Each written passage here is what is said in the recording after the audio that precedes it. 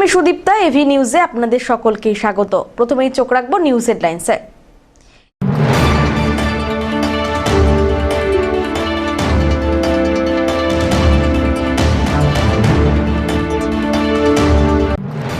NJP স্টেশনে brown sugar সহ যুবতী গ্রেপ্তার, ট্রেনে পাচারের আগেই জিআরপির জালে অভিযুক্ত।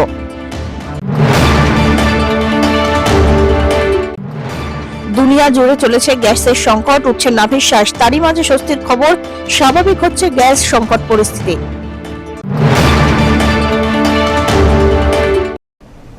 এবার আসছে বিস্তারিত সংবাদে। এনজেপি স্টেশনে ব্রাউন সুগার সহ যুবতী গ্রেপ্তার, ট্রেনে পাচারের আগেই জিআরপির জালে অভিযুক্ত।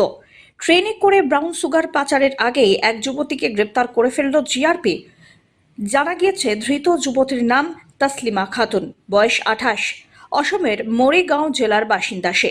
রেল পুলিশ সূত্রে খবর, গোপন সূত্রে খবরের ভিত্তিতে নিউ জলপাইগুড়ি স্টেশনে অভিযান চালায় জিআরপি এবং তাদের এসওজি টিম। সে সময় ডাউন বিবেক এক্সপ্রেস ট্রেনটি স্টেশনের 5 নম্বর প্ল্যাটফর্মে পৌঁছলে ট্রেনটিতে তল্লাশি চালানো হয়। তল্লাশির সময় জেনারেল কামরা থেকে সন্দেহজনক অবস্থায় ওই যুবতীকে আটক করা হয়। পরবর্তীতে তার দেহ তল্লাশি করলে প্রায় 48 গ্রাম ব্রাউন সুগার উদ্ধার হয়। সেই মাদকের আনুমানিক বাজার মূল্য লক্ষাধিক টাকা, এমনটাই জানিয়েছে রেল পুলিশ। প্রাথমিক তদন্তে অনুমান, উদ্ধার হওয়া মাদকটি অসম থেকে কেরালার পাচারের উদ্দেশ্যে নিয়ে যাওয়া হচ্ছিল। ধৃত যুবতীকে শনিবার জলপাইগুড়ি আদালতে পেশ করা হয়। অন্যদিকে পুরো ঘটনার তদন্তে নেমেছে জিআরপি আধিকারিকরা। অমিত বণিকের রিপোর্ট।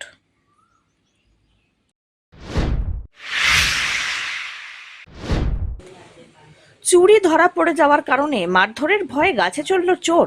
গাছ থেকে নামাতে মাথার ঘাম পায়ে ফেললেন পঞ্চায়েত, পুলিশ এবং দমকল কর্মীরা। জলপাইগুড়ি শহর সংলগ্ন কেরানীপাড়া এলাকায় ঘটে এমনই অদ্ভুত ঘটনা। এদিন সকালে এক বাড়িতে ঢুকে টাকা চুরি করলেও ধরা পড়ে যায় পিলখানার বাসিন্দা এক যুবক। মারধরের ভয়ে গাছের মাথায় উঠে বসে। কয়েক ঘন্টার চেষ্টার পর গাছ থেকে নামিয়ে যুবককে আটক করে থানায় নিয়ে যায় পুলিশ। এই যে আমরা শুনলাম যে এখানে চোর আসছে, আমরা হচ্ছে প্রথমে রেলে কাটা গেছে, যেহেতু ট্রেনটা গেল এখনই, আর এসে দেখি যে হচ্ছে চোর বেলা গাছে উঠে আছে। তারপর কি এই যে জিনিসপত্র চুরি করে নিয়ে গাছে উঠে গেছে। তারপর কি দেখলেন? এই যে এখন নিয়ে গেল পুলিশ এসে। এরকম কখন দেখেছেন? না, এরকম তো আমাদের পাড়াতে আজকে ফার্স্ট দেখলাম আমরা এই বয়সে এসে। হ্যাঁ, গাছে উঠে আছে চোরটা পুরো। কারা নামালো? এই যে পুলিশ এসে নামাইলো। ফায়ার ব্রিগেড পুলিশ সবাই আসছিল। সবাই, হ্যাঁ প্রচুর প্রচুর, বললাম তো প্রচুর ভিড় এসেছিল। কি হয়েছে বলুন তো? আমি তো জানি না, আমি বারান্দায় বসেছিলাম, তারপরে ওই দিক দিয়ে সবাই চোর চোর চোর বলে পিটাচ্ছিল, তারপরে আমার ওই দিক দিয়ে গাছের মধ্যে উঠে গেছে। তারপরে আমার বাড়িতে এত লোকজন। চোর উঠলো গাছে? আমি তো জানি না, এখন চোর সবাই বলতেছে চোর। কি চোর? হ্যাঁ, গাছে কি গাছ এটা? এটা পানি শাল গাছ। চুরি করতে এসেছিল? আমার বাড়িতে আসেনি। আপনার গাছে উঠলো? হ্যাঁ। আজকে সকালবেলা সানুপাড়া সুকুমার দাস আমাকে ফোন করেছিলেন, যেরকম ব্যাপার তার বাড়িতে একজন ছেলে ঢুকে তার বাড়িতে যে কাজ করতে আসছিল তার টাকা নিয়ে চলে গেছে। তো আমি ঘটনাস্থলে যাই এবং দেখি এবং তাদের কথা শুনি। শোনার পরে আমার ওখানে একজন বাড়িতে আছে যার সিসিটিভি, তার সিসিটিভিগুলো চেক করি। তো চেক করার পরে তো দেখি ওই ছেলেটা আবার আসলো। আমার সন্দেহ হলো তার আচরণ দেখে, তাকে আমি ডেকে জিজ্ঞেস করলাম, কিরে তুই এখানে কেন? বলে আমি পিলখানা বাড়ি। আমি এখানে কেন আসিস? তুই আগে আসছিস? বলে না আমি আসিনি। ঠিক আছে, তুই যাতো এদিকে। আমি আবার যার চুরি হচ্ছে তার দিকে পাঠালাম। এবার যথারীতি তাই সেই আমার যে আশঙ্কা সেটাই সত্যি হলো এবং তারা দেখে আমাকে ডাক দিল যে এই ছেলেটাই। তোকে ধরলাম, আমি তুই টাকা নিছিস কেন? বললাম আমি টাকা নিয়ে নে। আমি টাকা নিস নাই, তাহলে তুই তোর কথা এমনি বলবে? বলে ঠিক আছে, আমি তার টাকাটা দিয়ে যাচ্ছি। আমি তুই টাকাটা দিয়ে যাবি কেন? তুই যদি না চুরি করে থাকিস তাহলে তুই টাকা দিবি কেন? দাঁড়া। তারপর আমি পুলিশকে ফোন করলাম। এবারও পুলিশে ফোন করা দেখে ও কি করলো, ভয়ে ও মোবাইলে ফোন করতে নাম করে ওই পাঁচির ঠোকা এদিকে দৌড় দিছে মাঠে দিয়ে। এবার সবাই চোর চোর বলে চিৎকার করছে, তার ফলে কি হচ্ছে, এখানকার লোকজন গিয়ে এবার ও ভয়ে গাছের উপরে উঠে বসে আছে। তো পুলিশে আসলো, ফায়ার ব্রিগেড আসলো, তাকে নামালো এবং অক্ষত অবস্থায়, এবং পুলিশ তাকে বাড়িতে নিয়ে গেল। মানে চোর গাছে উঠেছিল, 1-1.5 ঘন্টার মধ্যে ছিল এবং পুলিশের প্রশাসন প্রশাসন হাতে তুলে দেওয়া হলো। পিনাকি শীলের রিপোর্ট।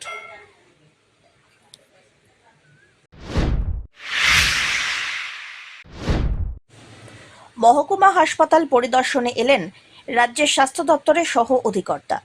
শনিবার সন্ধ্যাবেলায় ধূপগুড়ি মহকুমায় পরিদর্শনে আসেন রাজ্যের স্বাস্থ্য দপ্তরের সহ অধিকর্তা স্বপন সোরেন সহ একাধিক আধিকারিক। জানা গিয়েছে, জেলা জুড়ে এদিন বিভিন্ন হাসপাতাল পরিদর্শন করেন তারা।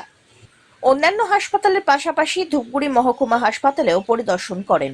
জরুরি বিভাগ, প্রসূতি বিভাগ সহ একাধিক জায়গা ঘুরে সবকিছু ঠিকঠাক আছে কিনা তা খতিয়ে দেখেন। পরবর্তীতে হাসপাতালে আধিকারিক সহ চিকিৎসকদের নিয়ে বৈঠক করেন। দীর্ঘ সময় ধরেই চিকিৎসকদের সঙ্গে কথা বলেন, নার্সিং স্টাফেদের সঙ্গেও কথা বলতে দেখা যায়। এর সাথে হাসপাতালে সমস্ত বিষয়ে খোঁজ খবরও নিয়েছেন। এদিন রাজ্য স্বাস্থ্য দপ্তরের সহ অধিকর্তার সাথে জেলার মুখ্য স্বাস্থ্য আধিকারিক অসীম হালদার ছিলেন। পরিদর্শনের বিষয়ে স্বাস্থ্য দপ্তরের সহ অধিকর্তা সাংবাদিকদের কিছু অবশ্য বলতে চাননি। জানা গিয়েছে, এটি ছিল রুটিন পরিদর্শন। ধূপগুড়ি গ্রামীণ হাসপাতাল মহকুমা হাসপাতালে রূপান্তরিত হয়েছে। ইতিমধ্যে 6 তলা ভবন বিশিষ্ট মহকুমা হাসপাতালের নির্মাণের কাজ শুরু হয়েছে। দ্রুত গতিতে হাসপাতাল নির্মাণের কাজ চলছে, তা দেখতেই এসেছিলেন তিনি। ধীমান রায়ের রিপোর্ট।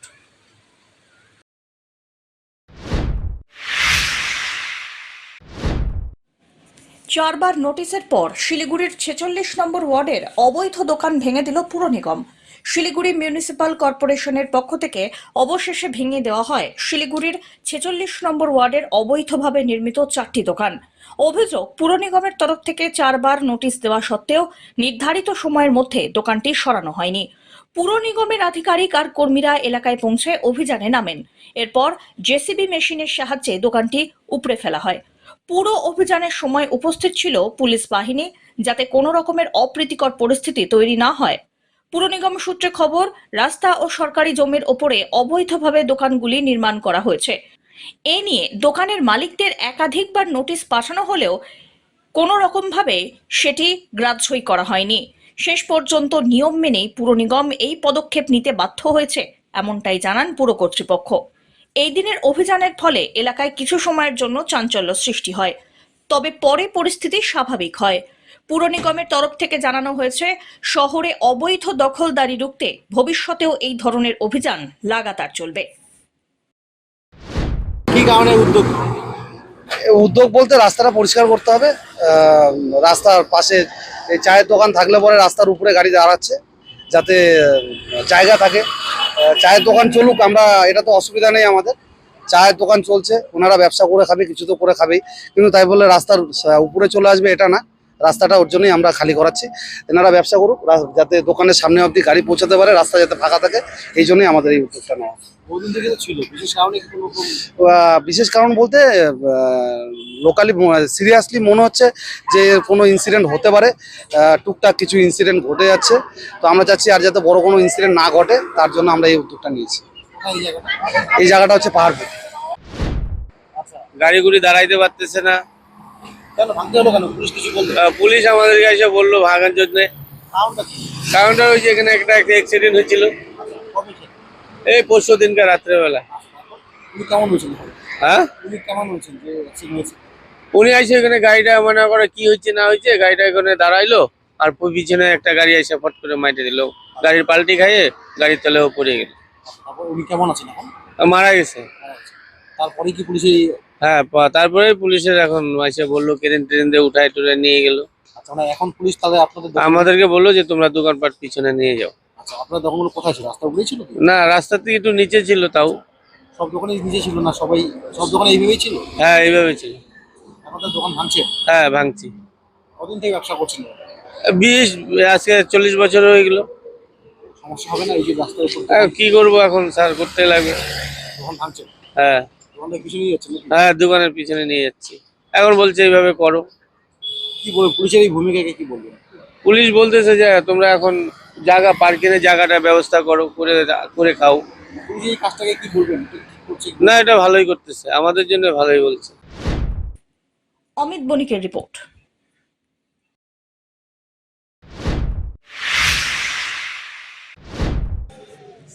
শুরু থেকেই নানা কারণে এসআইআর উঠে এসেছে খবরের শিরোনামে। একই সঙ্গে উপসাগরীয় যুদ্ধ তথা মধ্যপ্রাচ্যের যুদ্ধের জেরে রীতিমতো অগ্নিমূল্য, রান্নার গ্যাসের দাম, বেড়েছে সংকট। আর এদিকে এসআইআর এর নামে সাধারণ মানুষকে হেনস্থার অভিযোগ এবং কেন্দ্রের গ্যাসের মূল্য বৃদ্ধি আর হয়রানির প্রতিবাদে জলপাইগুড়ির রাজগঞ্জে বাইক মিছিলে সামিল হলো তৃণমূল যুব কংগ্রেস। এই বিশেষ কর্মসূচিতে উপস্থিত ছিলেন তৃণমূল কংগ্রেসের আইটি সেলের মুখপাত্র দেবাংশু ভট্টাচার্য। রাজগঞ্জের বিধায়ক খগেশ্বর রায় ছিলেন সেখানে। রাজগঞ্জের বেলাকোবা, গেটবাজার, আমবাড়ি সহ বিভিন্ন এলাকা পরিক্রমা করে প্রতিবাদ মিছিলে সামিল হলো তৃণমূল কংগ্রেস। পিনাকি শীলের রিপোর্ট।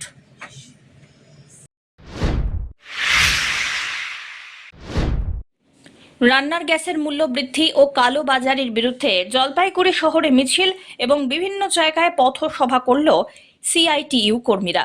রবিবার সিআইটিইউ জেলা দপ্তর থেকে মিছিল শুরু হয়। পরে তা DVC road, Thanamor, merchant road, Ukilpara, Kadamtala হয়ে জেলা শাসক দপ্তরে গিয়ে শেষ হয়।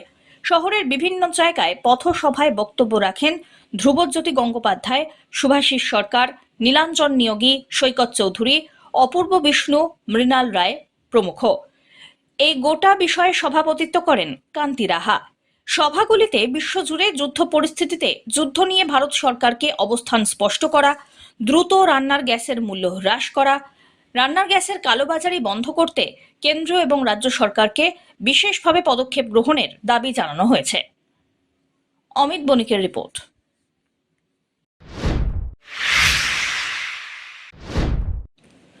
জলপাইগুড়িতে ধীরে ধীরে স্বাভাবিক হচ্ছে গ্যাসের সংকটের পরিস্থিতি।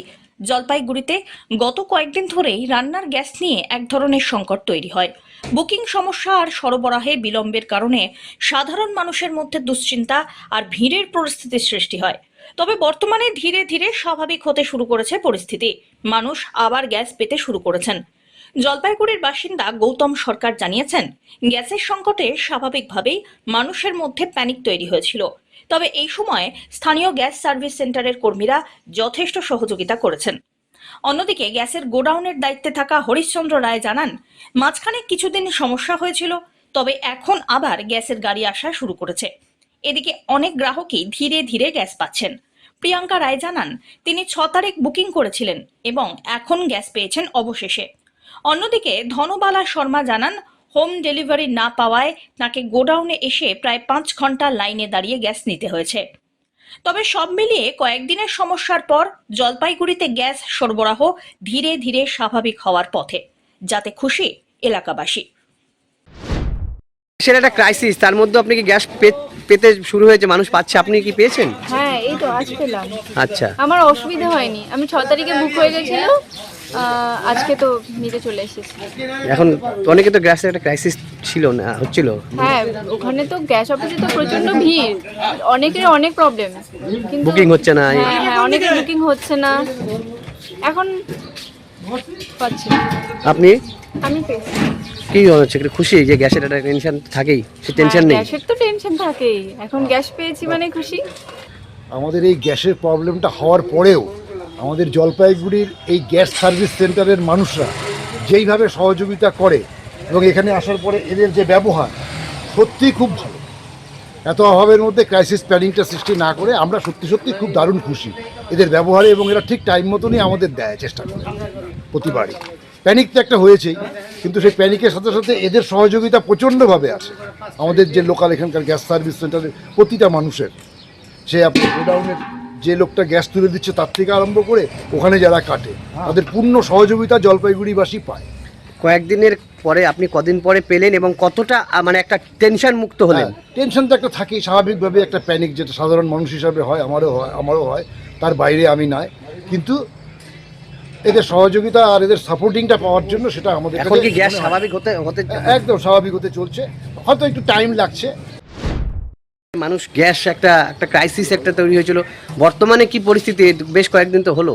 বর্তমান মাঝখানে 2-1 দিন একটু সমস্যা হয়েছিল, কিন্তু আজকে যা দেখা যাচ্ছে এরকম যদি 2 দিন আসে হয়তো আমাদের আর সমস্যা মিটে যাবে, কোনো সমস্যা থাকবে না। এখন কাস্টমারদের, আপনারা তো একটা হেডেক ছিল, আমাদের প্রচণ্ড হেডেক ছিল, কাস্টমাররা পাচ্ছে না। এখন একটাই সমস্যা হলো, কাস্টমাররা বলছে যেটা আবার শুনতে পাচ্ছি, সেটা বুকিং হচ্ছে না। এই বুকিংটা নিয়ে একটু সমস্যা, বুকিংটা যদি তাড়াতাড়ি হয়ে যায় অটোমেটিক তাড়াতাড়ি কাস্টমাররা পেয়ে যাবে আর 25 দিন পরে, বিশেষ করে 25 দিন বুকিংয়ের সমস্যাই হচ্ছে। কাস্টমারদের একটু সমস্যা হয়ে দাঁড়াচ্ছে। আশা করা যায় মোটামুটি স্বাভাবিক হয়ে যাবে। আর কমার্শিয়াল তো আউট অফ মার্কেট, কমার্শিয়াল হচ্ছে না, রিফিলিং হচ্ছে না, ওটা ইন্ডিয়ান অয়েল বলেও দিয়েছে আপাতত কমার্শিয়াল বন্ধ আছে। অমিত বণিকের রিপোর্ট।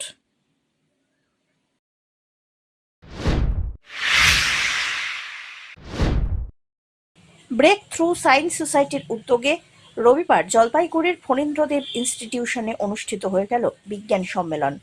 বিজ্ঞান চর্চা ও পরিবেশ সচেতনতা বৃদ্ধির লক্ষ্যে আয়োজিত এই অনুষ্ঠানে বিজ্ঞান সম্মেলনের পাশাপাশি স্কুল চত্বরে পোস্টার ও মডেল প্রদর্শনীর আয়োজন হয়। বিভিন্ন স্কুলের পড়ুয়ারা উৎসাহের সঙ্গে এখানে অংশগ্রহণ করেন এবং বৈজ্ঞানিক চিন্তা ও সৃজনশীলতার পরিচয় দেন। সম্মেলন থেকে পরিবেশ রক্ষার একাধিক গুরুত্বপূর্ণ দাবি তুলে ধরা হয়েছে। শহরের বুক চিরে বয়ে যাওয়া করলা নদীকে দূষণমুক্ত করার জন্য অবিলম্বে কার্যকর পদক্ষেপ নেওয়ার আহ্বান জানানো হয়। নদীতে দূষণ রোধে নিয়মিত নজরদারি, পরিষ্কার পরিচ্ছন্নতার ব্যবস্থা করারও দাবি ওঠে।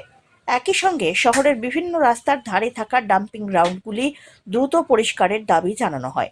অভিযোগ, বহু জায়গায় নিয়মিতভাবে বর্জ্য অপসারণ হচ্ছে না, যার ফলে পরিবেশ দূষণ হচ্ছে। বিজ্ঞান সম্মেলন থেকে প্লাস্টিক মুক্ত শহর জলপাইগুড়ি গড়ারও দাবি জোরালোভাবে তোলা হয়। জলপাইগুড়ি ব্রেক থ্রু সায়েন্স সোসাইটির একজন সংগঠক আমরা আজকে এখানে একত্রিত হয়েছি যাতে আমরা বিজ্ঞান সম্মেলন আয়োজন করতে পারি। এর মধ্যে পোস্টার কম্পিটিশন আর মডেল কম্পিটিশন আয়োজন হয়েছিল, ছাত্ররা এসেছিলেন। আমাদের আজকের বিজ্ঞান সম্মেলনের দাবি জলপাইগুড়ি শহরে যে করলা নদীর যে অস্বচ্ছ পরিবেশ তার সেই দূষণমুক্ত করতে হবে আর নিয়মিতভাবে কোথাও পরিষ্কার করতে হবে। শহরের বিভিন্ন জায়গায় ছড়িয়ে থাকা যে ডাম্পিং গ্রাউন্ড তা পরিষ্কার প্রয়োজন আছে বলে ব্রেক থ্রু সায়েন্স সোসাইটি মনে করে এবং গোটা বিশ্ব জুড়ে যে যুদ্ধের আবহ তৈরি হয়েছে তার ফলে যে পরিবেশে ক্ষতি হচ্ছে বিভিন্ন মিসাইলের মাধ্যমে, তার প্রতিও গোটা বিশ্বের প্রতি এই আবেদন ব্রেক থ্রু সায়েন্স সোসাইটির আছে যাতে এই যুদ্ধের উপর লাগাম টানা হয়। আর পাশাপাশি কি মডেল কি দেখলাম মানে আজকে আমাদের অনেকগুলো মডেল এসেছিল, গ্রুপ এ আর গ্রুপ বি দুটো গ্রুপ ছিল, ক্লাস 10 অবধি আর 10 থেকে কলেজ অবধি। তার মধ্যে কিছু ছিল ফিজিও ইলেকট্রিক ম্যাটেরিয়ালের উপর একটি মডেল ছিল যেখানে প্রেশার চেঞ্জের সঙ্গে সঙ্গে ভোল্টেজ চেঞ্জ হয়, এটা একটা মডেল ছিল। তার পাশাপাশি কিছু বায়োলজির অন্যান্য সাবজেক্টের মডেল ছিল। সব্যসাচী মজুমদারের রিপোর্ট।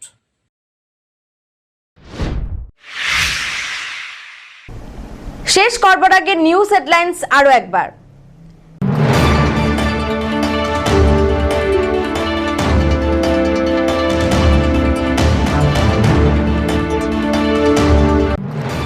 এনজেপি স্টেশনে ব্রাউন সুগার সহ যুবতী গ্রেপ্তার, ট্রেনে পাচারের আগেই জিআরপির জালে অভিযুক্ত।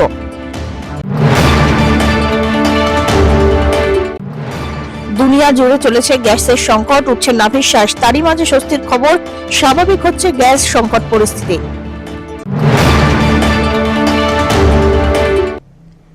এখনকার মতন এভি নিউজ এ পর্যন্তই। পরবর্তীতে আসছি আরো সংবাদ নিয়ে, দেখতে থাকুন আমার ভিশন। নমস্কার।